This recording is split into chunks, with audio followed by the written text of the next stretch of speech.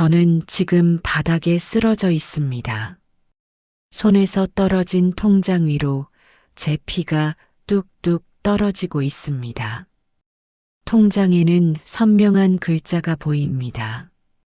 보상금 57억 원 입금 완료. 그 옆에 서 있는 사람은 제 아들입니다. 제가 30년을 키운 아들이요. 그 아이가 지금 제게 이렇게 말합니다. 엄마, 제발 그 돈 내놔요. 경찰 오기 전에요. 깨진 유리창 너머로 차가운 바람이 들어옵니다. 아들의 손에는 제 머리카락이 한 움큼 쥐어져 있습니다. 저는 이 순간 생각했습니다. 가족이란 게 대체 뭐였을까요? 제 이름은 정혜순입니다. 올해 68입니다. 서울 은평구 산동네에서 40년을 살았습니다. 남편은 15년 전에 세상을 떠났습니다. 제가 평생 바라던 건 단 한 가지였습니다. 자식이 잘 되는 거였습니다. 그게 전부였습니다. 아들 민수는 제 하나뿐인 자식입니다. 대학은 못 갔지만 착한 아이였습니다. 적어도 저는 그렇게 믿었습니다. 민수가 결혼한 게 5년 전입니다. 며느리 수진이는 첫인상이 좋았습니다. 공손하고 예의 바르고요. 결혼식 날 제 손을 꼭 잡고 말했습니다. 어머님, 저 잘할게요. 민수 오빠 잘 챙기고 어머님도 모실게요. 저는 그 말을 믿었습니다. 아니, 믿고 싶었습니다. 민수 부부는 저와 같은 동네에 전세로 집을 얻었습니다. 제가 2억을 보탰습니다. 제 전 재산이었습니다. 남편이 남긴 퇴직금이랑 제가 30년간 식당에서 설거지하며 모은 돈이었습니다. 아들이 웃으며 말했습니다. 엄마 감사합니다. 나중에 꼭 갚을게요. 그 나중이란 게 언제일까요? 5년이 지났지만 한 푼도 돌려받지 못했습니다. 그래도 저는 괜찮았습니다. 자식이 잘 사는 게 부모 복이니까요. 그런데 1년 전부터 이상한 일이 생기기 시작했습니다. 민수가 제 집에 자주 들르기 시작했습니다. 예전엔 한 달에 한 번 보기도 힘들었는데 말입니다. 처음엔 반가웠습니다. 아들이 어미를 찾아오는데 싫을 리가 있겠습니까? 그런데 민수는 올 때마다 묻습니다. 엄마 돈 좀 있어요? 처음엔 50만 원이었습니다. 그 다음엔 100만 원. 그 다음엔 200만 원. 저는 웬만하면 다 주었습니다. 제가 받는 국민연금에서 아끼고 아껴서요. 그러던 어느 날 민수가 500만 원을 달라고 했습니다. 저는 그때 처음으로 물었습니다. 민수야, 대체 무슨 일이니? 아들은 한참을 망설이더니 말했습니다. 엄마 사실은요. 제가 사업을 좀 하려고요. 사업이라는 말에 제 가슴이 철렁했습니다. 남편도 사업한다고 빚만 잔뜩 지고 세상을 떠났거든요. 저는 아들 손을 잡고 간곡히 말했습니다. 민수야, 사업은 위험해. 아빠처럼 되면 어떡하니? 그런데 아들이 제 손을 뿌리치며 소리쳤습니다. 엄마는 왜 맨날 아빠 얘기만 해요? 저는 아빠랑 달라요. 그날 이후로 민수는 더 이상 제 집에 오지 않았습니다. 전화도 받지 않았습니다. 저는 매일 밤 울었습니다. 제가 뭘 잘못한 걸까요? 그렇게 6개월이 흘렀습니다. 어느 날 동사무소에서 연락이 왔습니다. 제가 40년 전에 살던 땅이 도로에 편입됐답니다. 보상금이 나온답니다. 저는 깜짝 놀랐습니다. 40년 전 남편이랑 결혼하고 처음 산 집터였습니다. 워낙 오래전 일이라 까맣게 잊고 있었습니다. 담당 공무원이 말했습니다. 할머님 축하드립니다. 보상금이 57억 원입니다. 저는 그 말을 듣고 주저앉았습니다. 57억이라니요. 제가 평생 본 적도 없는 돈입니다. 공무원이 친절하게 설명해 줬습니다. 그 땅이 개발지역 한복판이라 땅값이 엄청나게 올랐답니다. 저는 떨리는 손으로 집에 돌아왔습니다. 그리고 생각했습니다. 이 돈으로 뭘 할까? 제일 먼저 떠오른 건 아들이었습니다. 민수한테 이 돈을 주면 행복하게 살 수 있겠죠. 빚도 갚고 집도 사고요. 그런데 무언가가 저를 멈춰 세웠습니다. 제 머릿속에 남편의 목소리가 들렸습니다. 혜순아, 세상에 공짜는 없어. 큰 돈은 사람을 변하게 만들어. 저는 일단 아무에게도 말하지 않기로 했습니다. 아들에게도요. 조금 더 지켜보고 싶었습니다. 정말 제 아들이 돈 때문에 변하는 아이인지 아닌지요. 보상금이 통장에 입금된 건 3개월 전입니다. 그날 저는 통장을 보며 한참을 울었습니다. 기쁨의 눈물이 아니었습니다. 두려움의 눈물이었습니다. 이 돈이 제 가족을 지켜줄까요? 아니면 무너뜨릴까요? 그리고 바로 그날 밤이었습니다. 6개월 만에 민수한테서 전화가 왔습니다. 엄마, 제가 잘못했어요. 용서해 주세요. 아들의 목소리는 울먹이고 있었습니다. 저는 가슴이 미어졌습니다. 역시 제 아들이었습니다. 자기 잘못을 뉘우치고 돌아온 거였습니다. 민수야, 괜찮아. 엄마가 이해해. 당장 집으로 와. 그날 저는 아들이 좋아하는 음식을 가득 차려놓고 기다렸습니다. 민수가 왔습니다. 수진이도 같이 왔습니다. 둘은 제 앞에 무릎을 꿇었습니다.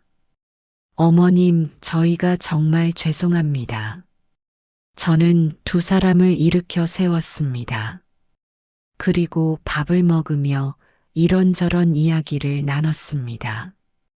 오랜만에 가족끼리 둘러앉아 밥을 먹으니 행복했습니다. 이게 제가 원하던 거였습니다. 그런데 식사가 끝날 무렵이었습니다. 민수가 조심스럽게 말을 꺼냈습니다. 엄마, 사실 오늘 드릴 말씀이 있어요. 저는 웃으며 대답했습니다. 그래, 무슨 일인데? 민수는 수진이를 쳐다봤습니다. 수진이가 제 손을 잡으며 말했습니다. 어머님, 사실은요. 그 순간 저는 알았습니다. 이 아이들이 뭔가를 알고 있다는 걸요. 어떻게 알았을까요? 제가 아무한테도 말하지 않았는데요. 수진이가 조심스럽게 말을 이었습니다. 어머님이 보상금을 받으신 거 저희가 알게 됐어요. 제 손에서 수저가 떨어졌습니다. 어떻게 알았을까요? 제가 아무한테도 말하지 않았는데요. 수진이는 제 굳어버린 표정을 보며 말을 이었습니다. 어머님, 놀라지 마세요. 동사무소 직원이 저희한테 연락했어요. 어머님 연락이 안 돼서 보호자한테 알려준다고요. 저는 멍하니 두 사람을 바라봤습니다. 민수가 제 손을 잡았습니다. 엄마 왜 말씀 안 하셨어요? 그렇게 큰 돈을 혼자 어떻게 관리하려고요? 맞는 말이었습니다. 저는 평생 몇십만 원 이상의 돈을 만져본 적이 없었습니다. 57억이라는 돈은 제게는 상상도 할 수 없는 금액이었습니다. 그래도 뭔가 이상했습니다. 아들의 눈빛이 예전과 달랐습니다. 민수야, 엄마가 잘 생각해 볼게. 그날 밤 민수 부부는 돌아갔습니다. 저는 잠을 이룰 수가 없었습니다. 창밖을 보며 먼 옛날을 떠올렸습니다. 40년 전으로 돌아갑니다. 저는 28이었습니다. 남편 정수와 결혼한 지 1년째였습니다. 남편은 공장 노동자였습니다. 월급이 적었지만 성실한 사람이었습니다. 우리는 서울 변두리 판잣집에서 신혼살림을 시작했습니다. 그때 남편이 말했습니다. 여보, 우리 집 한 채 장만합시다. 아무리 작아도 우리 땅이 있어야지요. 저는 그 말에 동의했습니다. 우리는 2년 동안 악착같이 돈을 모았습니다. 저는 식당에서 설거지를 했습니다. 새벽 5시부터 밤 10시까지 일했습니다. 손이 터지고 갈라져도 참았습니다. 남편도 주말에는 막노동을 나갔습니다. 그렇게 모은 돈이 500만 원이었습니다. 40년 전 500만 원이면 큰 돈이었습니다. 우리는 서울 외곽개발 예정지에 작은 땅을 샀습니다. 20평짜리 땅이었습니다. 그 땅 위에 판잣집을 지었습니다. 남편이 손수 나무를 짜고 지붕을 얹었습니다. 여보, 우리 집이에요. 우리 땅이에요. 저는 그날 밤 남편과 둘이서 울었습니다. 행복의 눈물이었습니다. 드디어 우리 집이 생긴 거였습니다. 그 집에서 민수가 태어났습니다. 아기 울음소리가 판잣집 안을 가득 채웠습니다. 저는 아기를 안고 다짐했습니다. 이 아이만큼은 잘 키우겠다고요. 배고프지 않게 학교도 보내겠다고요. 그런데 민수가 3살 되던 해였습니다. 개발 계획이 취소됐습니다. 우리가 산 땅은 아무 가치도 없는 땅이 되어버렸습니다. 남편이 절망했습니다. 여보, 우리 2년 동안 모은 돈이 다 날아갔소. 저는 남편을 위로했습니다. 괜찮아요. 우리 집은 있잖아요. 여기서 아이 키우며 살면 되죠. 우리는 그 땅을 팔지 않았습니다. 팔아봤자 아무도 사지 않을 땅이었습니다. 그냥 잊고 살기로 했습니다. 세월이 흘러 등기부등본도 어디 갔는지 몰랐습니다. 40년이 지나서야 그 땅이 다시 개발 지역에 편입된 거였습니다. 민수는 자라면서 공부를 잘하지는 못했습니다. 그래도 착한 아이였습니다. 학교에서 친구들이랑 싸우는 법도 없었습니다. 선생님들도 민수를 칭찬했습니다. 혜순 씨 아드님이 참 효자예요. 저는 그 말이 좋았습니다. 민수가 고등학교를 졸업할 무렵이었습니다. 남편이 쓰러졌습니다. 공장에서 일하다 기계에 다친 거였습니다. 병원에 입원했습니다. 치료비가 많이 들었습니다. 남편은 입원한 지 3달 만에 말했습니다. 여보, 나 이제 일을 못할 것 같소. 저는 남편 손을 잡았습니다. 걱정 마세요. 제가 돈 벌게요. 저는 하루에 2군데 식당에서 일했습니다. 새벽엔 김밥집 설거지, 저녁엔 중국집 설거지였습니다. 손이 물에 불어터지고 등이 끊어질 것 같았습니다. 그래도 참았습니다. 남편과 아들을 먹여 살려야 했으니까요. 민수는 대학을 포기했습니다. 저는 아들한테 미안했습니다. 민수야, 미안해. 엄마가 형편이 안 돼서. 민수는 웃으며 말했습니다. 엄마 괜찮아요. 저 공부 머리도 없어요. 얼른 취직해서 엄마 도울게요. 저는 그 말에 눈물이 났습니다. 정말 착한 아들이었습니다. 민수는 자동차 정비소에 취직했습니다. 월급이 적었지만 성실하게 일했습니다. 퇴근하면 집에 와서 아버지를 간병했습니다. 남편은 아들을 보며 흐뭇해했습니다. 민수야, 고맙다. 내가 효자구나. 그런데 남편의 병은 점점 악화됐습니다. 결국 남편은 민수가 25살 되던 해에 세상을 떠났습니다. 남편이 남긴 건 빚뿐이었습니다.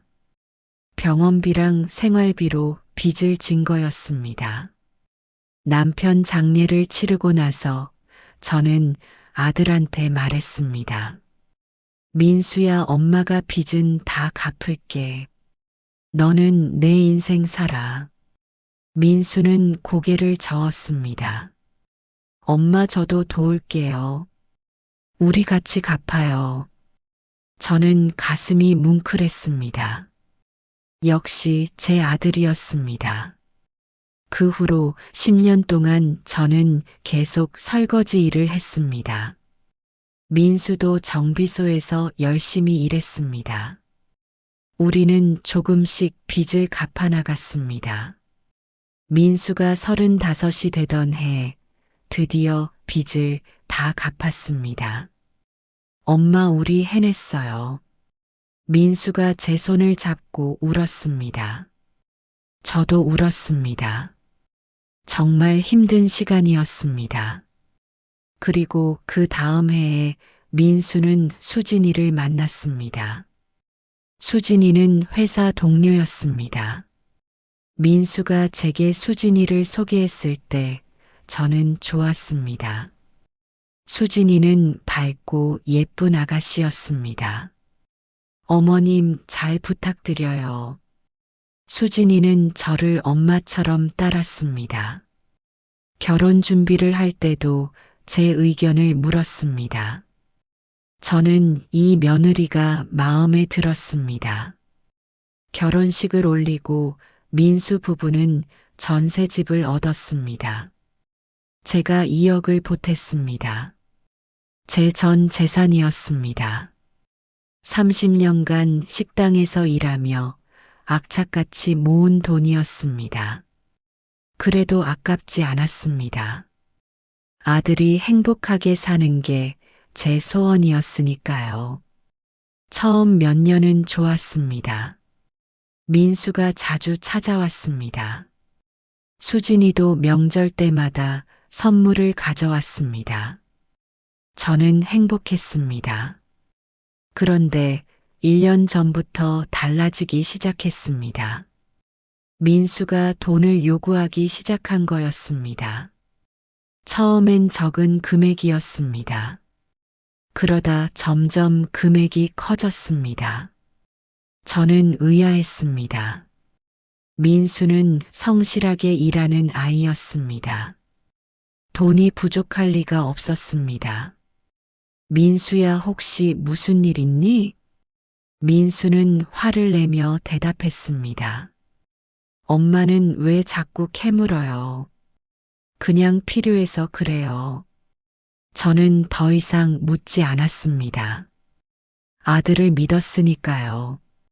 그러던 어느 날이었습니다. 동네 슈퍼 주인이 제게 말했습니다. 혜순 씨 아드님이요. 요즘 도박을 한다던데요.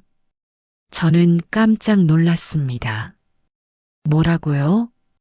슈퍼 주인이 조심스럽게 말했습니다. 제 조카가 같은 정비소에서 일하는데요.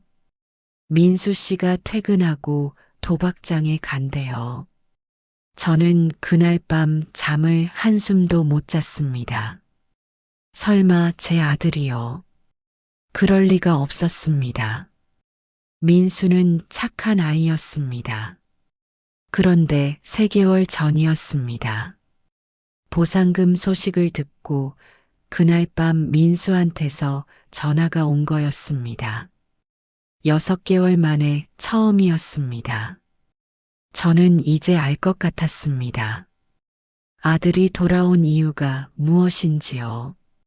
그 이유를 알려면 시간을 더 거슬러 올라가야 합니다.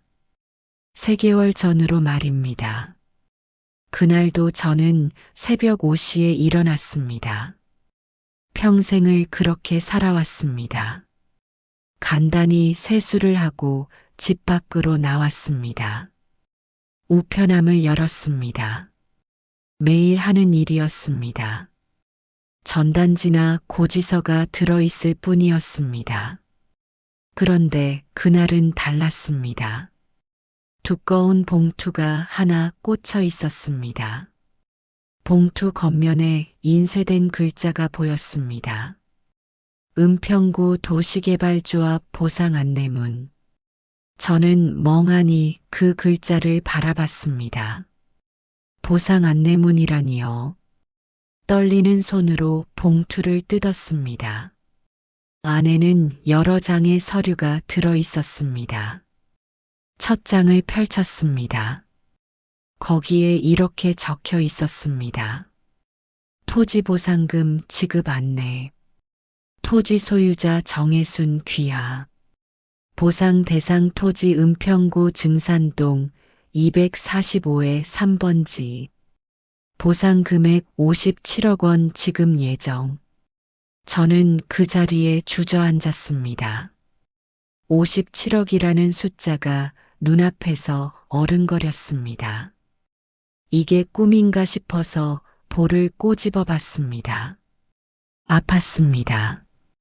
꿈이 아니었습니다. 증산동 245의 3번지. 그 땅이었습니다. 40년 전 남편이랑 처음 산 땅이었습니다. 까맣게 잊고 살았던 땅이었습니다. 개발이 취소돼서 아무 가치도 없다고 생각했던 땅이었습니다. 저는 한참을 그 자리에 앉아 있었습니다. 머릿속이 하얘졌습니다. 57억이요. 제가 평생 본 적도 없는 돈이었습니다. 30년간 설거지에서 모은 돈이 겨우 2억이었습니다. 그런데 57억이라니요. 정신을 차리고 일어났습니다. 이게 진짜인지 확인해야 했습니다. 저는 서류를 들고 동사무소로 향했습니다. 새벽 공기가 차가웠습니다. 걸어가는 내내 가슴이 두근거렸습니다. 동사무소는 아직 문을 열지 않았습니다. 저는 앞에서 1시간을 기다렸습니다. 9시가 되자 문이 열렸습니다. 저는 서둘러 안으로 들어갔습니다. 저기요. 이 서류 좀 확인해 주실 수 있나요? 담당 공무원이 서류를 받아들었습니다. 한참을 들여다보더니 고개를 끄덕였습니다. 맞습니다. 정혜순 씨 맞으시죠? 네, 맞습니다. 공무원이 미소를 지으며 말했습니다. 축하드립니다. 할머님 땅이 개발구역 정중앙에 있어요. 그래서 보상금이 많이 나온 겁니다. 저는 떨리는 목소리로 물었습니다. 정말로 57억이 맞나요?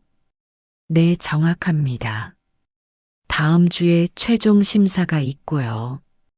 그 이후에 바로 입금됩니다. 저는 동사무소를 나왔습니다. 다리에 힘이 풀렸습니다. 정말이었습니다. 꿈이 아니었습니다. 저는 길가 벤치에 앉았습니다. 한참을 멍하니 하늘을 바라봤습니다. 그때 누군가 제 어깨를 툭 쳤습니다. 동네 이장님이었습니다. 혜순 씨 여기서 뭐해요? 저는 이장님을 보며 울음을 터뜨렸습니다. 이장님이 놀라서 물었습니다. 왜 그래요? 무슨 일 있어요? 저는 손에 쥔 서류를 이장님께 보여드렸습니다. 이장님이 서류를 보더니 눈이 휘둥그레졌습니다. 이게 뭐야? 57억이라고요? 네, 제 땅이 개발 지역에 포함됐대요.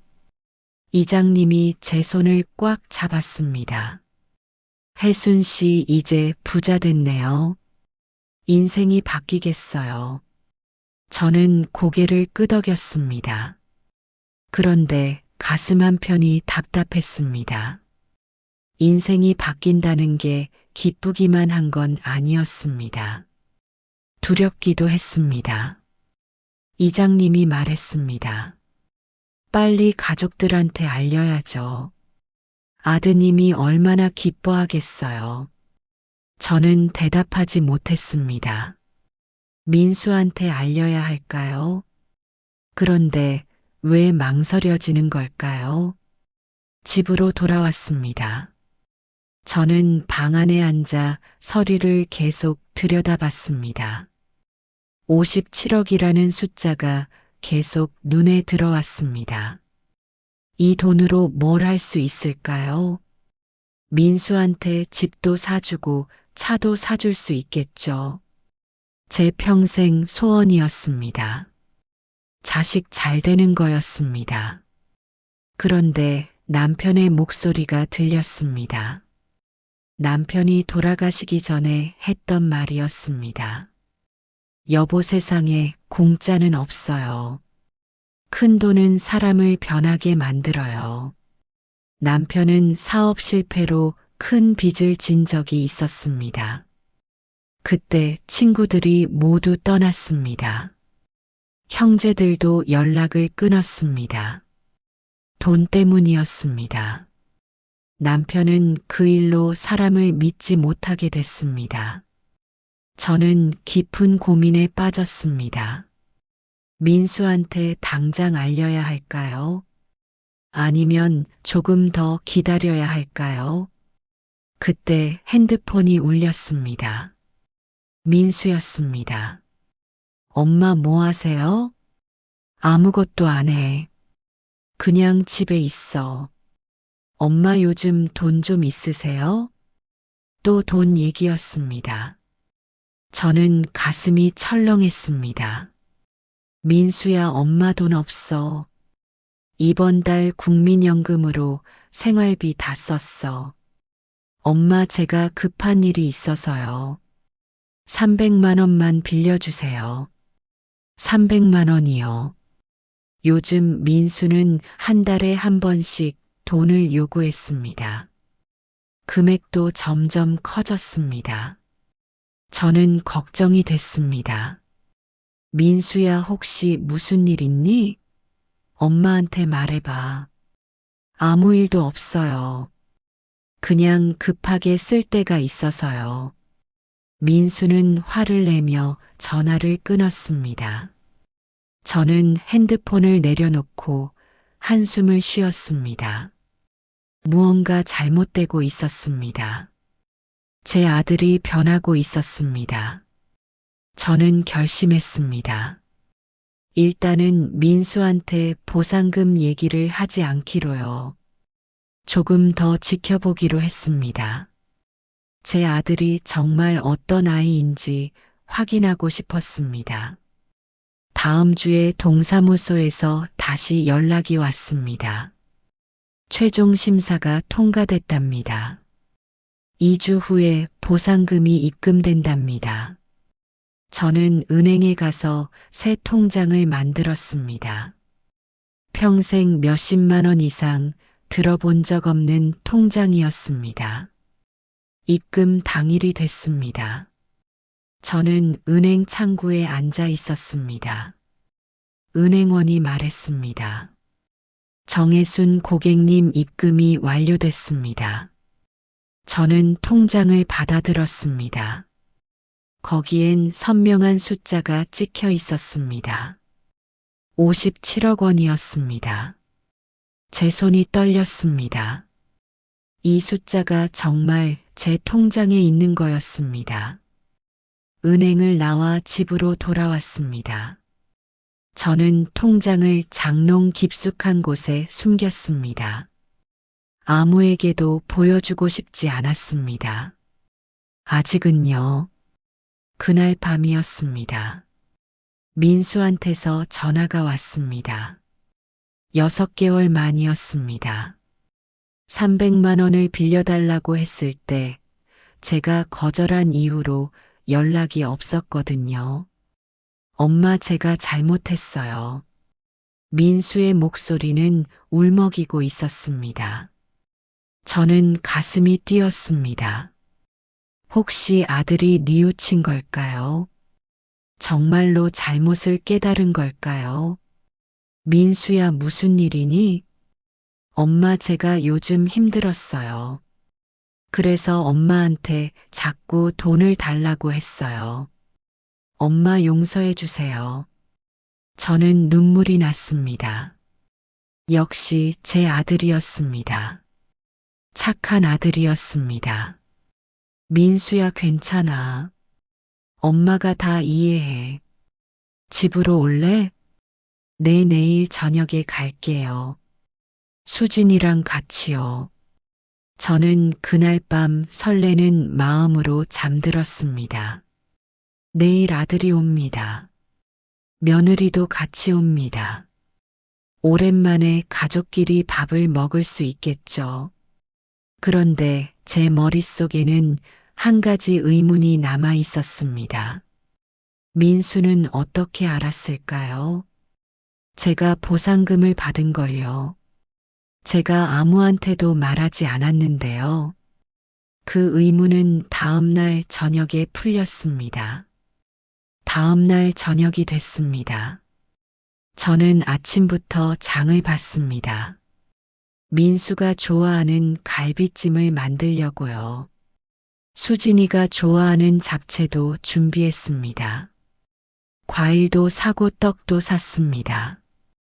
오랜만에 가족이 모이는 날이니까요. 5시쯤 민수한테서 전화가 왔습니다. 엄마, 지금 출발했어요.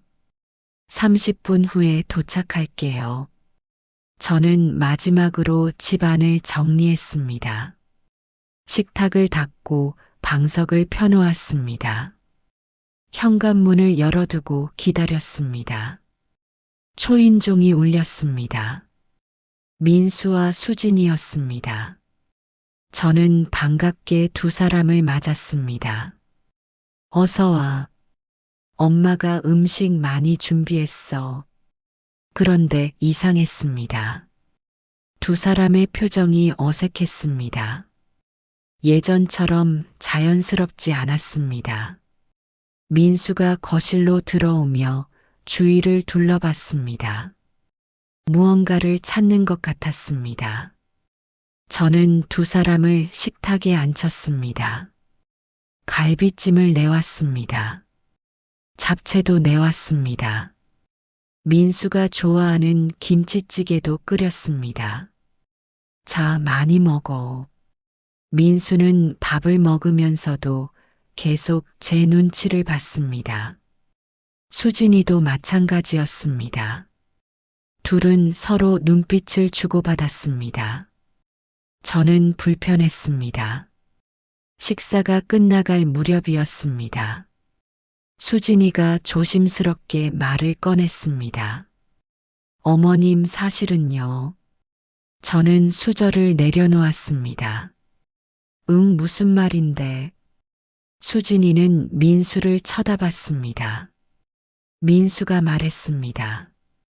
엄마, 어머님이 보상금을 받으신 거 저희가 알게 됐어요. 제 가슴이 철렁했습니다. 너희가 어떻게 알았니? 민수가 대답했습니다. 동사무소에서 연락이 왔어요. 어머님 전화가 안 돼서 보호자인 저한테 알려준다고요. 그제야 이해가 됐습니다. 제가 핸드폰을 잘 안 받으니까 동사무소에서 민수한테 연락한 거였습니다. 그래서 민수가 갑자기 연락한 거였습니다. 저는 두 사람을 바라봤습니다. 민수가 말을 이었습니다. 엄마, 왜 말씀 안 하셨어요? 그렇게 큰 돈을 혼자 어떻게 관리하려고요? 수진이가 제 손을 잡았습니다. 어머님, 이제 편하게 사세요. 저희가 도와드릴게요. 저는 두 사람의 눈을 들여다봤습니다. 그 눈빛이 예전과 달랐습니다. 반짝이는 무언가가 있었습니다. 욕심이었습니다. 민수가 말했습니다. 엄마, 일단 그 돈은 은행에만 놔두면 안 돼요. 재테크를 해야죠. 수진이가 거들었습니다. 맞아요, 어머님. 제 친구가 금융회사에 다니는데요. 좋은 상품 소개해 줄 수 있대요. 저는 고개를 저었습니다. 괜찮아. 엄마가 알아서 할게. 민수의 표정이 굳어졌습니다. 엄마는 그런 거 모르잖아요. 사기꾼들한테 당하면 어떡해요? 수진이가 말했습니다. 어머님, 그리고요. 이 집도 이제 너무 낡았잖아요. 새 아파트로 이사하세요. 저희가 같이 알아봐 드릴게요. 저는 웃으며 말했습니다. 이 집이 좋아. 40년을 살았는데 어디 가겠니? 민수가 답답하다는 듯 말했습니다. 엄마, 지금 돈이 생겼는데 왜 그렇게 사세요? 좀 편하게 사시라고요. 저는 두 사람을 보며 물었습니다. 민수야, 너 요즘 무슨 일 하니? 돈이 왜 자꾸 필요한 거니? 민수의 얼굴이 딱딱해졌습니다. 엄마는 왜 자꾸 그런 얘기를 해요? 수진이가 민수를 말렸습니다. 오빠, 진정해. 저는 더 이상 참을 수가 없었습니다. 민수야, 엄마한테 솔직히 말해봐. 도박하는 거 맞니? 민수가 벌떡 일어났습니다. 누가 그런 소리를 했어요? 동네 사람들이 다 알아. 내가 정비소 끝나고 어디 가는지. 민수는 아무 말도 하지 못했습니다. 수진이가 당황해서 말했습니다. 어머님, 오빠가 도박을 하는 건 아니고요. 그냥 친구들이랑 가끔 놀러 가는 거예요. 저는 한숨을 쉬었습니다. 민수야, 아빠가 뭐 때문에 죽었는지 알지? 빚 때문이었어. 너도 그렇게 되려고? 민수가 소리쳤습니다. 저는 아빠랑 달라요. 제가 뭘 하든 제 인생이에요. 그 순간 저는 알았습니다. 제 아들이 변했다는 걸요. 아니, 어쩌면 원래 이런 아이였는지도 모릅니다. 제가 보고 싶은 것만 봤던 건지도 모릅니다. 민수는 현관으로 향했습니다. 수진이가 따라갔습니다. 문 앞에서 민수가 돌아보며 말했습니다. 엄마, 나중에 다시 얘기해요. 두 사람은 그렇게 나갔습니다. 저는 텅 빈 거실에 혼자 남았습니다. 식탁 위에는 제가 정성껏 차린 음식들이 그대로 있었습니다. 민수가 좋아하던 갈비찜이었습니다. 저는 그날 밤 한숨도 자지 못했습니다. 다음 날 아침 저는 일찍 일어났습니다. 어젯밤 한숨도 못 잤지만 잠이 오지 않았습니다. 민수의 차갑던 눈빛이 계속 머릿속에 맴돌았습니다. 저는 가방을 챙겼습니다. 그리고 집을 나섰습니다. 갈 곳이 있었습니다. 제 딸 미연이한테 가야 했습니다. 미연이는 서울 구로구 반지하에 살고 있습니다.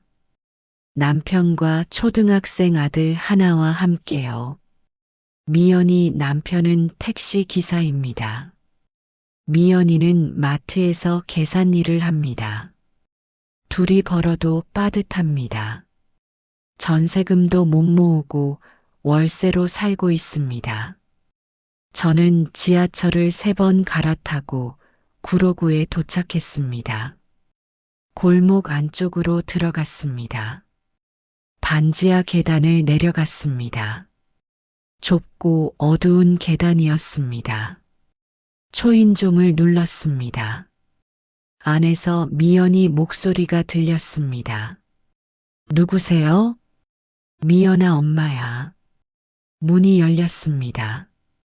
미연이가 깜짝 놀란 얼굴로 저를 맞았습니다. 엄마 갑자기 웬일이에요? 연락도 안 하고요. 미연이는 저를 안았습니다. 따뜻했습니다. 아들의 차가운 눈빛과는 달랐습니다. 미연이는 제 손을 잡고 안으로 들어왔습니다. 엄마 손이 왜 이래요? 또 다쳤어요? 저는 고개를 저었습니다. 괜찮아. 설거지하다가 좀 베었어. 미연이는 제 손을 들여다보며 눈물을 글썽였습니다. 엄마 이제 그만 일하세요. 나이도 있으신데. 아니야, 엄마는 일해야 해. 안 그러면 심심해. 미연이는 저를 방 안으로 안내했습니다. 방은 작았습니다. 창문은 반쯤 땅에 묻혀 있었습니다. 햇빛이 잘 들어오지 않았습니다. 습기가 차 있었습니다. 엄마 앉으세요. 차 끓여줄게요. 미연이는 부엌으로 갔습니다. 저는 방 안을 둘러봤습니다. 오래된 장롱이 있었습니다. 작은 식탁이 있었습니다. 벽에는 곰팡이가 피어 있었습니다. 미연이가 차를 들고 왔습니다. 따뜻한 보리차였습니다. 엄마 이거 드세요. 저는 차를 받아 마셨습니다. 미연이가 제 옆에 앉았습니다. 그리고 제 발을 보더니 눈물을 흘렸습니다. 엄마 양말이 왜 이래요? 구멍 난 거 꿰맨 거예요? 저는 발을 움츠렸습니다. 괜찮아. 아직 신을 만해.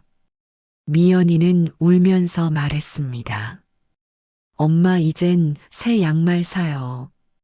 그거 꿰맨 지 몇 년째예요.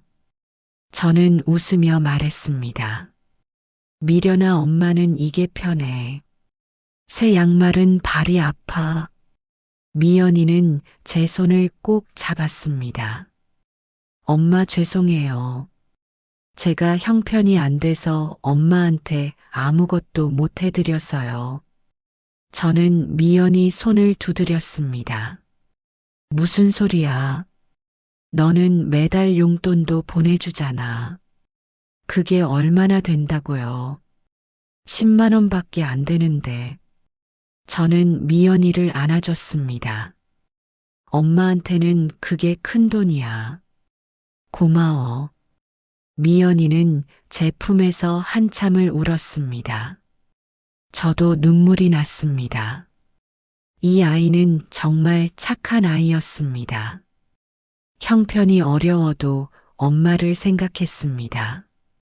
한 번도 엄마를 원망하지 않았습니다. 저는 문득 민수가 떠올랐습니다. 민수는 달랐습니다. 돈만 보면 눈빛이 변했습니다. 엄마보다 돈이 먼저였습니다. 미연이가 물었습니다. 엄마 오빠는 요즘 어때요? 저는 잠시 망설였습니다. 잘 지내지 뭐. 진짜요? 오빠가 요즘 엄마한테 연락도 안 한다던데요. 어떻게 알았니? 지난주에 오빠한테 전화했어요. 엄마 생신이 다가오니까 같이 뭐 해드리자고요. 그런데 오빠가 바쁘다고 하더라고요. 저는 아무 말도 하지 못했습니다. 미연이가 말을 이었습니다. 엄마 오빠가 혹시 또 돈 달라고 했어요? 아니야. 엄마 거짓말하지 마세요. 오빠가 요즘 이상하다는 거 저도 알아요. 저는 한숨을 쉬었습니다. 미련아 오빠 얘기는 하지 말자. 미연이는 고개를 끄덕였습니다. 그리고 부엌으로 가서 뭔가를 가져왔습니다. 작은 봉투였습니다. 엄마 이거 받으세요. 이게 뭐니? 용돈이에요. 이번 달엔 좀 많이 모았어요. 20만 원이에요. 저는 고개를 저었습니다. 안 돼. 너희도 살기 힘든데. 엄마 받으세요. 저희는 괜찮아요. 저는 봉투를 도로 미연이한테 건넸습니다. 미련아 엄마는 돈 있어. 걱정하지 마. 그 순간이었습니다. 저는 결심했습니다. 이 돈을 미연이한테 줘야겠다고요. 57억 원을요. 민수한테는 주지 않을 거였습니다. 미연이는 저를 부끄러워하지 않았습니다. 엄마의 낡은 양말을 보고 울어줬습니다. 형편이 어려워도 매달 용돈을 보내줬습니다. 이런 딸이 진짜 자식이었습니다. 그런데 그때였습니다. 제 핸드폰이 울렸습니다. 민수였습니다. 엄마 지금 어디세요? 왜? 급한 일이 있어요. 당장 집으로 오세요. 민수의 목소리는 다급했습니다. 무슨 일일까요? 저는 미연이한테 말했습니다. 미련아 엄마 먼저 갈게. 오빠가 급하다고 하네. 미연이가 걱정스러운 얼굴로 물었습니다. 엄마 무슨 일이에요? 제가 같이 갈까요? 괜찮아. 엄마 혼자 갈 수 있어. 저는 서둘러 집으로 돌아왔습니다. 현관문을 열고 들어가는데 깜짝 놀랐습니다. 거실에 큰 박스들이 가득 쌓여 있었습니다. 민수가 웃으며 저를 맞았습니다. 엄마 오셨어요. 이것 좀 보세요. 민수가 박스 하나를 열었습니다. 안에는 한우가 가득 들어 있었습니다. 엄마 한우 사왔어요. 1등급이에요. 엄마 좋아하시잖아요. 저는 어리둥절했습니다. 민수야, 이게 다 뭐니? 돈이 얼마인데? 엄마 걱정하지 마세요. 제가 벌어서 샀어요. 수진이도 나타났습니다. 손에는 청소 도구를 들고 있었습니다. 어머님, 제가 집 청소 다 했어요. 화장실도 닦고 방도 닦았어요. 저는 놀라서 물었습니다. 수진아, 왜 갑자기 이러니? 수진이가 웃으며 말했습니다. 어머님, 저희가 그동안 불효했잖아요. 이제부터 잘할게요. 민수가 거들었습니다. 맞아요, 엄마. 우리가 반성했어요. 이제부터 매일 올게요. 저는 뭔가 이상하다고 느꼈습니다. 엊그제만 해도 차갑던 아들이었습니다. 그런데 갑자기 이렇게 달라졌습니다. 분명히 이유가 있었습니다. 민수가 말했습니다. 엄마, 그리고요. 보일러가 너무 오래됐잖아요. 새 보일러로 바꿔드릴게요. 아니야, 괜찮아. 아직 잘 나와. 엄마, 겨울에 추우시잖아요. 제가 알아봤는데 다음 주에 설치 가능하대요. 수진이가 말했습니다. 어머님, 그리고 TV도 바꿔드릴게요. 요즘 스마트 TV 좋던데요. 저는 두 사람을 말리려 했습니다. 그런데 현관 초인종이 울렸습니다. 민수가 문을 열었습니다. 밖에는 민수 친구들이 서 있었습니다. 형님, 안녕하세요. 3명의 젊은 남자들이 들어왔습니다. 손에는 과일 바구니를 들고 있었습니다. 어머님, 안녕하세요. 민수 형님이 항상 어머님 얘기 많이 했어요. 저는 낯선 사람들을 보며 당황했습니다. 민수야, 이 사람들은 누구니? 엄마, 제 친구들이에요. 인사드리러 왔어요. 친구들은 저에게 인사를 했습니다. 그리고 민수와 함께 방으로 들어갔습니다.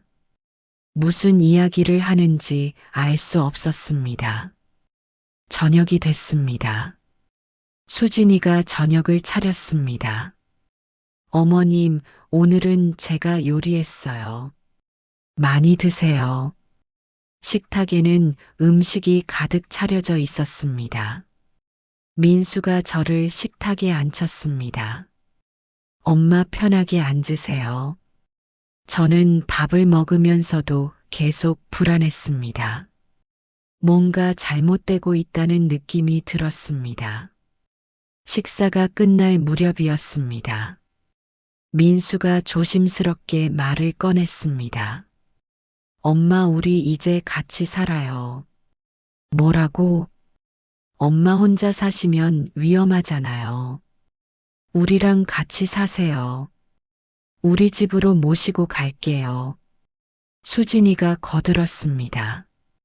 맞아요, 어머님. 저희가 모실게요. 방도 하나 비워뒀어요. 저는 고개를 저었습니다. 괜찮아. 엄마는 여기가 편해. 민수의 표정이 굳어졌습니다. 엄마, 왜 그러세요? 우리가 모시겠다는데. 그때였습니다. 현관문이 열렸습니다. 누군가 들어오고 있었습니다. 저는 깜짝 놀랐습니다. 남편의 동생 정철이었습니다. 10년 만에 보는 얼굴이었습니다. 형수님, 오랜만이에요. 정철은 빙그레 웃으며 들어왔습니다. 민수가 당황한 얼굴로 말했습니다. 작은아버지, 왜 오셨어요? 민수야, 내가 연락했잖아. 형수님한테 할 말이 있다고. 저는 민수를 보았습니다. 민수가 작은아버지한테 연락한 거였습니다. 왜 연락했을까요? 정철이 제 앞에 앉았습니다. 형수님, 그동안 안부도 못 여쭤봐서 죄송해요. 괜찮아요. 무슨 일로 오셨어요? 정철은 민수를 쳐다봤습니다. 민수가 고개를 끄덕였습니다. 정철이 말을 꺼냈습니다. 형수님, 57억 받으셨다면서요. 축하드려요. 저는 아무 대답도 하지 않았습니다. 정철이 말을 이었습니다. 형수님, 그 돈을 은행에만 놔두시면 안 돼요. 제가 좋은 투자처를 알고 있어요. 투자요? 네, 10억만 투자하시면 1년에 20% 수익이 나요. 2억 이익이에요. 저는 정처를 빤히 바라봤습니다. 무슨 투자인데요? 부동산이에요. 제 친구가 개발 사업을 하는데 확실한 거예요.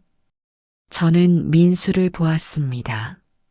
민수는 눈을 피했습니다. 이제 알겠습니다.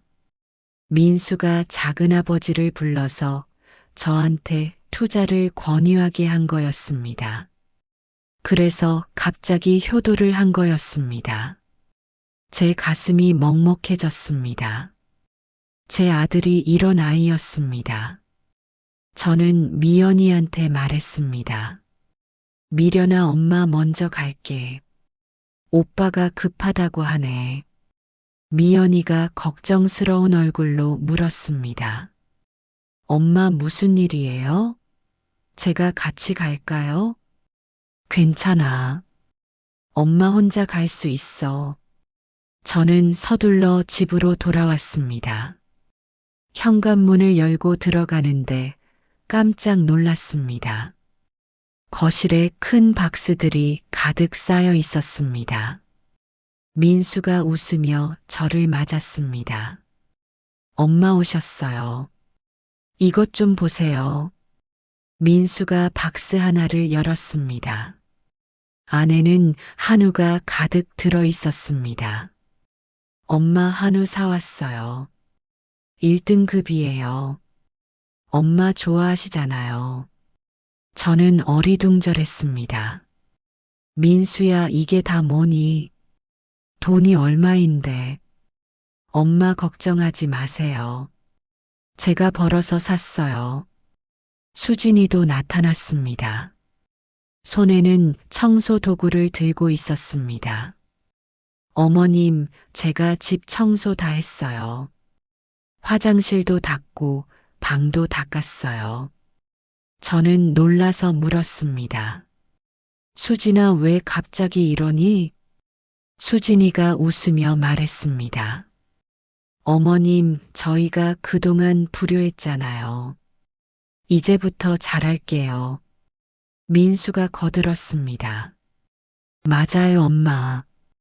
우리가 반성했어요. 이제부터 매일 올게요. 저는 뭔가 이상하다고 느꼈습니다. 엊그제만 해도 차갑던 아들이었습니다. 그런데 갑자기 이렇게 달라졌습니다. 분명히 이유가 있었습니다. 민수가 말했습니다. 엄마, 그리고요. 보일러가 너무 오래됐잖아요. 새 보일러로 바꿔드릴게요. 아니야, 괜찮아. 아직 잘 나와. 엄마, 겨울에 추우시잖아요. 제가 알아봤는데 다음 주에 설치 가능하대요. 수진이가 말했습니다. 어머님, 그리고 TV도 바꿔드릴게요. 요즘 스마트 TV 좋던데요. 저는 두 사람을 말리려 했습니다. 그런데 현관 초인종이 울렸습니다. 민수가 문을 열었습니다. 밖에는 민수 친구들이 서 있었습니다. 형님, 안녕하세요. 3명의 젊은 남자들이 들어왔습니다. 손에는 과일 바구니를 들고 있었습니다. 어머님, 안녕하세요. 민수 형님이 항상 어머님 얘기 많이 했어요. 저는 낯선 사람들을 보며 당황했습니다. 민수야, 이 사람들은 누구니? 엄마, 제 친구들이에요. 인사드리러 왔어요. 친구들은 저에게 인사를 했습니다. 그리고 민수와 함께 방으로 들어갔습니다. 무슨 이야기를 하는지 알 수 없었습니다. 저녁이 됐습니다. 수진이가 저녁을 차렸습니다. 어머님, 오늘은 제가 요리했어요. 많이 드세요. 식탁에는 음식이 가득 차려져 있었습니다. 민수가 저를 식탁에 앉혔습니다. 엄마 편하게 앉으세요. 저는 밥을 먹으면서도 계속 불안했습니다. 뭔가 잘못되고 있다는 느낌이 들었습니다. 식사가 끝날 무렵이었습니다. 민수가 조심스럽게 말을 꺼냈습니다. 엄마, 우리 이제 같이 살아요. 뭐라고? 엄마 혼자 사시면 위험하잖아요. 우리랑 같이 사세요. 우리 집으로 모시고 갈게요. 수진이가 거들었습니다. 맞아요, 어머님. 저희가 모실게요. 방도 하나 비워뒀어요. 저는 고개를 저었습니다. 괜찮아. 엄마는 여기가 편해. 민수의 표정이 굳어졌습니다. 엄마, 왜 그러세요? 우리가 모시겠다는데. 그때였습니다. 현관문이 열렸습니다. 누군가 들어오고 있었습니다. 저는 깜짝 놀랐습니다. 남편의 동생 정철이었습니다. 10년 만에 보는 얼굴이었습니다. 형수님, 오랜만이에요. 정철은 빙그레 웃으며 들어왔습니다. 민수가 당황한 얼굴로 말했습니다. 작은아버지, 왜 오셨어요? 민수야, 내가 연락했잖아. 형수님한테 할 말이 있다고. 저는 민수를 보았습니다. 민수가 작은아버지한테 연락한 거였습니다. 왜 연락했을까요? 정철이 제 앞에 앉았습니다. 형수님, 그동안 안부도 못 여쭤봐서 죄송해요. 괜찮아요. 무슨 일로 오셨어요? 정철은 민수를 쳐다봤습니다. 민수가 고개를 끄덕였습니다. 정철이 말을 꺼냈습니다. 형수님, 57억 받으셨다면서요. 축하드려요. 저는 아무 대답도 하지 않았습니다. 정철이 말을 이었습니다. 형수님, 그 돈을 은행에만 놔두시면 안 돼요. 제가 좋은 투자처를 알고 있어요. 투자요? 네, 10억만 투자하시면 1년에 20% 수익이 나요. 2억 이익이에요. 저는 정철을 빤히 바라봤습니다. 무슨 투자인데요? 부동산이에요. 제 친구가 개발 사업을 하는데 확실한 거예요.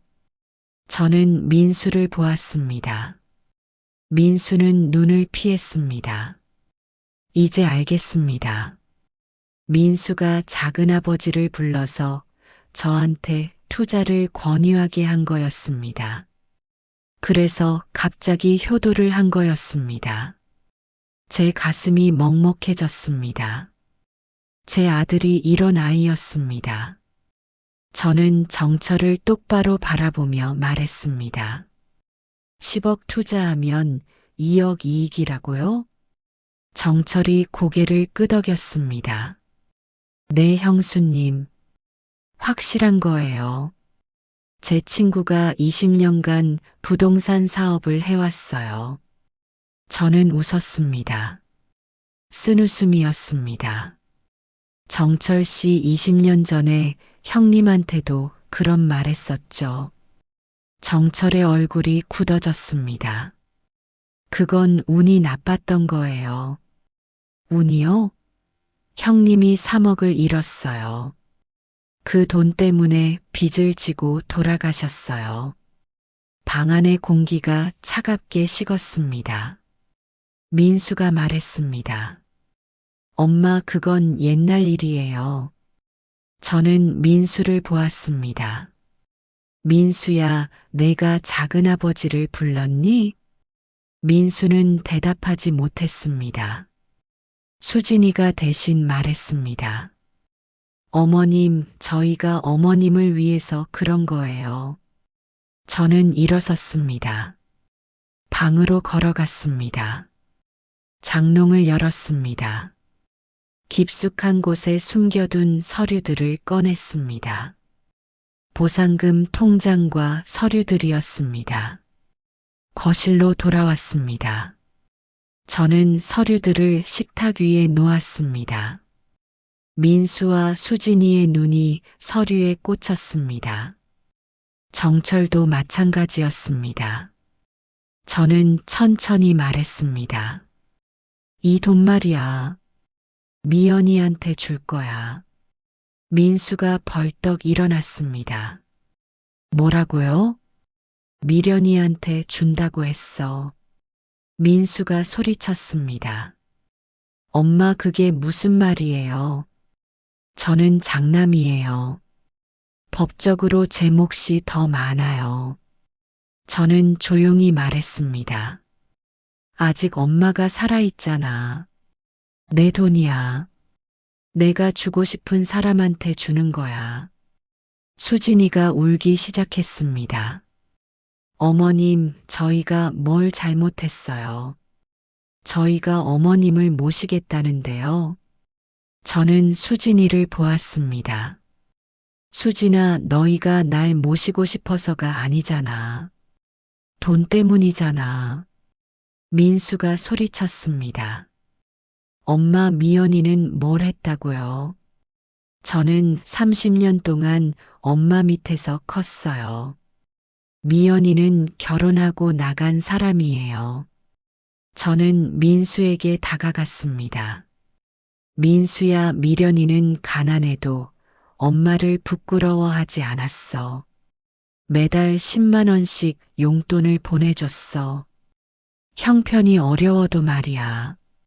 10만 원이 뭐가 대수라고요. 저는 엄마한테 전세금 2억을 받았어요. 그래, 너는 2억을 받았지. 그런데 그 후로 뭘 했니? 엄마한테 돈만 달라고 했잖아. 민수는 아무 말도 하지 못했습니다. 저는 말을 이었습니다. 민수야, 너 도박하는 거 다 알아. 정비소 끝나고 어디 가는지도 알아. 수진이가 끼어들었습니다. 어머님, 오빠는 스트레스 때문에 그런 거예요. 스트레스? 그럼 엄마 돈으로 도박하는 게 괜찮아? 수진이는 고개를 숙였습니다. 정철이 일어서며 말했습니다. 형수님, 그래도 민수는 장남이에요. 딸한테 다 주는 건 말이 안 돼요. 저는 정철을 보았습니다. 정철 씨는 상관없는 일이에요. 돌아가세요. 정철은 화가 난 얼굴로 나갔습니다. 민수가 제 앞에 무릎을 꿇었습니다. 엄마 제발요. 저한테도 좀 주세요. 저도 엄마 자식이에요. 저는 민수의 머리를 쓰다듬었습니다. 민수야, 엄마가 이렇게 결정한 데는 이유가 있어. 돈은 사람을 바꾸는 게 아니야. 그 사람의 진짜 얼굴을 보여주는 거야. 무슨 말이에요? 너는 돈이 생기기 전에도 엄마한테 돈만 달라고 했어. 돈이 생긴 후에는 더 심해졌어. 너한테 이 돈을 주면 내 인생이 망가질 거야. 민수가 울부짖었습니다. 엄마, 저 안 망가져요. 제발 믿어주세요. 저는 고개를 저었습니다. 민수야, 엄마는 너를 믿고 싶어. 하지만 지금은 못 믿겠어. 수진이가 말했습니다. 어머님, 그럼 반만이라도 주세요. 미연이랑 반반 나눠주세요. 저는 서류를 집어들었습니다. 이건 내가 결정할 일이야. 너희는 돌아가. 민수가 소리쳤습니다. 엄마, 이건 불공평해요. 법으로 따지면 제 몫이 더 많다고요. 저는 민수를 똑바로 보았습니다. 그럼 법으로 따져. 엄마가 살아있는 동안은 이 돈은 내 거야. 민수와 수진이는 더 이상 아무 말도 하지 못했습니다. 두 사람은 집을 나갔습니다. 현관문이 쾅 닫혔습니다. 저는 텅 빈 거실에 홀로 남았습니다. 식탁 위에는 민수가 사온 한우가 그대로 있었습니다. 저는 그것을 보며 눈물을 흘렸습니다. 제가 원한 건 이게 아니었습니다. 저는 그냥 가족이 행복하기를 바랐습니다. 돈 때문에 싸우지 않기를 바랐습니다. 그런데 57억이라는 돈은 모든 걸 바꿔버렸습니다. 아들의 진짜 얼굴을 보게 됐습니다. 그리고 딸의 진짜 마음도 알게 됐습니다. 저는 핸드폰을 들었습니다. 미연이한테 전화를 걸었습니다. 미련아 엄마야. 엄마 무슨 일이에요?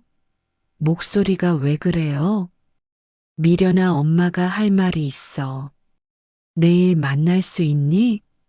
네 엄마. 제가 갈게요. 저는 전화를 끊었습니다. 그리고 창밖을 바라봤습니다. 내일 미연이한테 모든 걸 말할 것입니다. 그런데 그때였습니다. 현관문이 다시 열렸습니다. 저는 깜짝 놀라 돌아봤습니다. 민수가 다시 온 줄 알았습니다. 하지만 아니었습니다. 미연이었습니다. 엄마 제가 왔어요. 미연이는 숨을 헐떡이고 있었습니다. 뛰어온 모양이었습니다. 미련아 어떻게 온 거니? 엄마 전화 목소리가 이상해서요. 걱정돼서 바로 왔어요. 저는 미연이를 안았습니다. 따뜻했습니다. 민수와는 달랐습니다. 엄마 무슨 일 있었어요? 오빠 왔다 갔죠? 내가 어떻게 알았니? 현관에 오빠 차가 있었어요. 근처에 주차돼 있더라고요.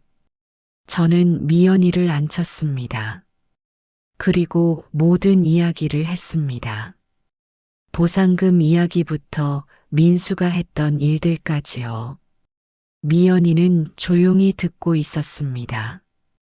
이야기를 다 듣고 나서 미연이가 말했습니다. 엄마 오빠가 그랬어요? 응, 미안해. 내 오빠 얘기를 이렇게 하게 돼서. 미연이는 고개를 저었습니다. 엄마 오빠가 잘못한 거예요. 엄마가 미안해할 일이 아니에요. 저는 미연이 손을 잡았습니다. 미련아 엄마가 결정했어. 이 돈은 너한테 줄 거야. 미연이가 깜짝 놀랐습니다. 엄마 안 돼요. 그건 너무 많아요. 괜찮아. 엄마가 생각 많이 했어. 너한테 주는 게 맞아. 미연이는 눈물을 흘렸습니다. 엄마 저는 그런 큰 돈을 받을 자격이 없어요. 왜 없어? 너는 엄마를 부끄러워하지 않았어. 가난해도 엄마를 사랑해줬어. 그게 자격이야. 미연이는 한참을 울었습니다. 저도 같이 울었습니다. 그날 밤 우리는 이런저런 이야기를 나눴습니다. 앞으로 어떻게 살 것인지에 대해서요. 미연이가 말했습니다. 엄마 저 꿈이 하나 있었어요. 무슨 꿈인데? 작은 식당을 차리고 싶었어요. 엄마처럼 정성껏 밥을 해주는 식당이요. 저는 미연이를 보았습니다. 그럼 그렇게 하자. 우리 같이 식당을 차리자. 정말요, 엄마? 응, 엄마도 평생 설거지만 했잖아. 이제는 음식도 해보고 싶어. 그렇게 우리는 새로운 계획을 세웠습니다. 3개월이 흘렀습니다. 저와 미연이는 작은 식당을 열었습니다. 이름은 엄마의 한 끼 밥집이었습니다. 미연이가 지은 이름이었습니다. 식당은 미연이가 살던 구로구 근처에 있었습니다. 10평짜리 작은 가게였습니다. 하지만 우리한테는 큰 꿈이었습니다. 저는 매일 아침 5시에 일어났습니다. 시장에 가서 신선한 재료를 샀습니다. 미연이와 함께 음식을 만들었습니다. 된장찌개, 김치찌개, 제육볶음, 생선구이. 집에서 먹는 것 같은 음식들이었습니다. 점심시간이 되면 손님들이 찾아왔습니다. 처음에는 몇 명 안 됐습니다. 그런데 입소문이 나기 시작했습니다. 엄마가 해주는 밥 같다고요. 한 달이 지나자 점심시간마다 줄이 섰습니다. 저는 손님들을 보며 미소를 지었습니다. 어서 오세요. 따뜻한 밥 드시러 오셨죠? 손님들은 웃으며 자리에 앉았습니다. 저는 정성껏 밥상을 차렸습니다. 반찬도 많이 올려줬습니다. 많이 드세요. 부족하면 더 드릴게요. 한 손님이 말했습니다. 사장님, 여기 밥이 왜 이렇게 맛있어요? 저는 웃으며 대답했습니다. 정성을 담아서 그래요. 제 자식한테 해주는 것처럼 만들거든요. 손님들은 고개를 끄덕였습니다. 밥상 한쪽에는 작은 액자가 놓여 있었습니다. 거기에는 이렇게 적혀 있었습니다. 가난은 마음을 더럽히지 않습니다. 욕심이 마음을 썩게 합니다. 손님들은 그 글귀를 보고 고개를 끄덕였습니다. 어느 날이었습니다. 한 중년 여성이 식당에 왔습니다. 밥을 먹으면서 계속 눈물을 흘렸습니다. 저는 다가가서 물었습니다. 손님 괜찮으세요? 여성이 말했습니다. 죄송해요. 돌아가신 엄마 생각이 나서요. 엄마가 해주시던 맛이에요. 저는 그 여성의 손을 잡았습니다. 많이 드세요. 엄마 마음으로 만든 거예요. 그 여성은 밥을 다 먹고 나서 제게 인사했습니다. 사장님 감사합니다. 덕분에 엄마를 다시 만난 기분이에요. 저는 그날 밤 미연이한테 말했습니다. 미련아, 우리가 잘한 것 같아. 무엇을요, 엄마? 이 식당 차린 거, 사람들한테 따뜻한 밥을 주는 거. 미연이가 웃으며 말했습니다. 맞아요, 엄마. 돈보다 더 소중한 걸 하고 있어요. 민수는 그 후로 한 번도 연락하지 않았습니다. 가끔 소식을 들었습니다. 아직도 도박을 한다고요. 수진이랑 사이도 안 좋다고요. 저는 민수를 원망하지 않았습니다. 다만 안타까웠습니다. 제 아들이 행복했으면 좋겠다고 생각했습니다. 하지만 그건 제가 해줄 수 없는 일이었습니다. 지금 저는 행복합니다. 미연이와 함께 식당을 운영하고 있습니다. 손님들에게 따뜻한 밥을 주고 있습니다. 그게 제 인생의 새로운 시작입니다. 진짜 가족은 돈이 아니라 진심으로 곁에 있어준 사람이었습니다. 저는 이제 그걸 압니다. 끝까지 시청해 주셔서 정말 감사합니다. 다음에 더 감동적인 영상으로 찾아뵙겠습니다.